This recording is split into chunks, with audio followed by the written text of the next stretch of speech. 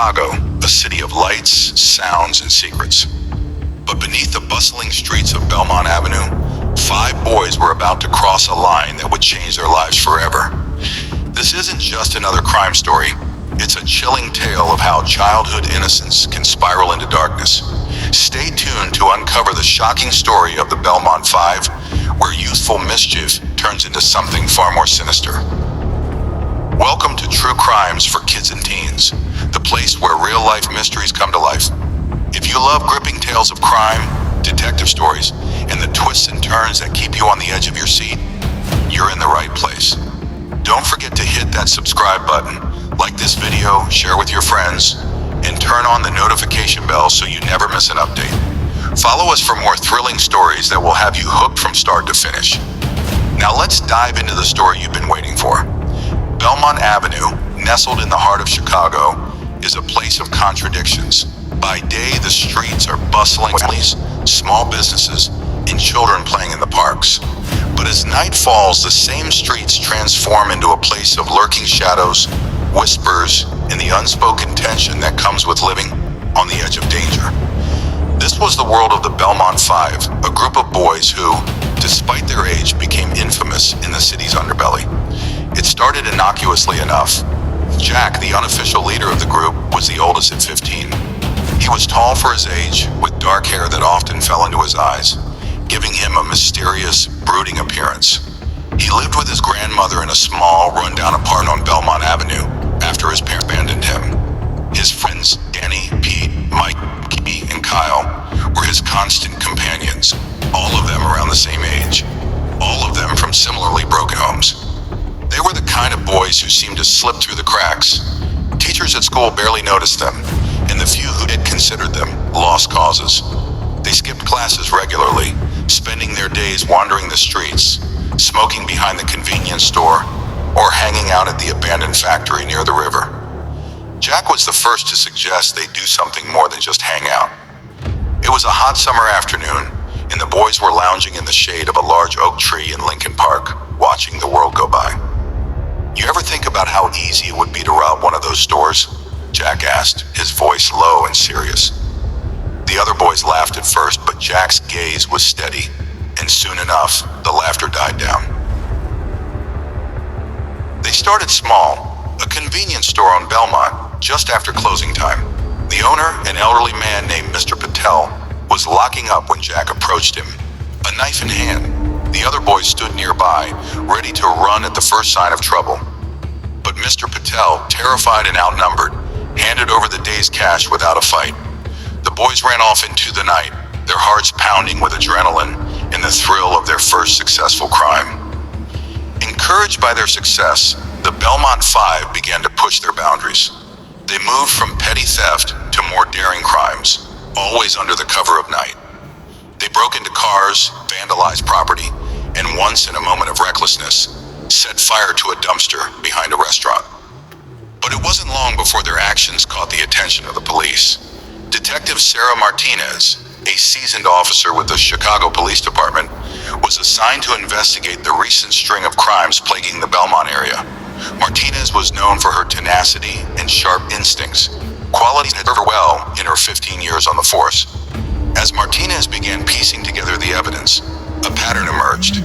The crimes were all concentrated around Belmont Avenue, and the descriptions of the suspects were consistent. Young, possibly teenagers, always moving in a group. She knew she was dealing with a gang, but what surprised her was the age of the suspects. Martinez started spending more time in the Belmont area, talking to locals, gathering intel. She visited schools where she found that the boys had become increasingly notorious. Teachers spoke of Jack and his friends with a mixture of fear and resignation, as if they had already given up on them. But Martinez wasn't ready to give up. She knew that catching the Belmont Five was crucial, not just to stop their crimes, but to prevent them from going down a path that would only lead to more serious offenses. She began surveilling the boys, learning their routines, their hideouts, and their weaknesses. It was a chilly October evening when things took a darker turn. The boys had planned to break in at a local pawn shop, believing it to be an easy target. But what they didn't know was that the owner, Mr. Ross, was a former Marine who wasn't about to let a bunch of kids rob him without a fight. The break-in went horribly wrong. Jack, confident as ever, smashed the window while the others kept watch. But as soon as he stepped inside, he was met with the barrel of a shotgun. Ross had been waiting for them. Panic set in. Jack hesitated, but before he could retreat, Ross fired a warning shot, narrowly missing him. The boys scattered, running in different directions, but the damage was done. Ross called the police, and within minutes the area was swarming with officers. Martinez was among them, and as she surveyed the scene, she knew this was her chance. She quickly identified the escape routes the boys would likely take and ordered her team to block them off. One by one, the boys were captured. Danny and Kyle were caught hiding in an alleyway. Pete was found trying to blend in with a group of pedestrians, and Mikey was picked up at his home later that night. But Jack, the leader, was still on the run. Jack knew the neighborhood better than anyone. He ran through the darkened streets, his mind racing as he tried to think of a place to hide. He couldn't go home. Martinez would have officers there waiting for him. Instead, he headed for the abandoned factory by the river, the place where the Belmont Five had spent so much time planning their crimes. The factory was a maze of rusted machinery and crumbling walls, but Jack knew every corner of it. He found a small crawl space in the basement and squeezed inside, hoping to wait out the night. But Martinez was already on his trail. She had guessed that Jack would head to the factory, and she arrived with a team of officers. They spread out, searching the building room by room, but Jack was nowhere to be found. It wasn't until Martinez noticed a small, hidden entrance leading to the basement that she realized where he was. She descended into the darkness, her flashlight cutting through the gloom. The air was thick with dust, and the sound of dripping water echoed through the space. She moved slowly, carefully, knowing that Jack was desperate and dangerous. Finally, she spotted him.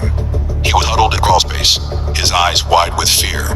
For a moment, they stared at each other, the seasoned detective and the terrified boy, both understanding that this was the end of the line. Jack, Martinez said softly, "It's come out, and I promise you'll be treated fairly." Jack hesitated, his mind racing thoughts of escape, but he knew it was useless. Slowly, he crawled out, his hands raised in surrender. Martinez took him into custody, ending the reign of the Belmont Five. The arrest of Belmont Five sent shockwaves through the community. Parents were horrified that young boys could commit such serious crimes, and the media descended on Belmont Avenue, eager to report on the child criminals who had terrorized the neighborhood. Jack and his friends were charged with multiple counts of theft, vandalism, and arson. Their trial was a media spectacle, with reporters crowding the courtroom and headlines proclaiming them as the lost youth of Chicago. During the trial, the boys' troubled backgrounds came to light. Their parents, when they bothered to show up, were repentant. The boys themselves seemed lost, unsure of how they had ended up in this situation. But the evidence was overwhelming, and the jury found them guilty on all counts.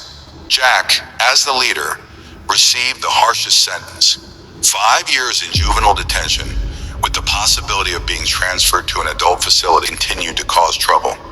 The other boys received lighter sentences, but the judge made it clear that they were all on thin ice.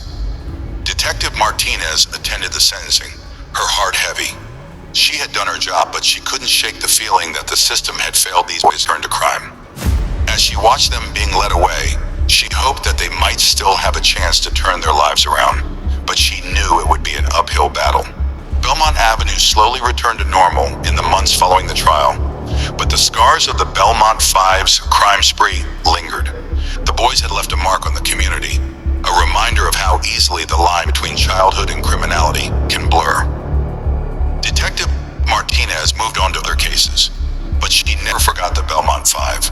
Their story haunted her, a reminder of the fragility of youth and the dangers of a world that can so easily push children into the shadows. And somewhere in the dark corners of Chicago, other children watched and waited, their own paths uncertain, their futures hanging in the balance. The story of the Belmont Five was over, but the cycle of crime and broken dreams in the city's forgotten neighborhoods was far from done.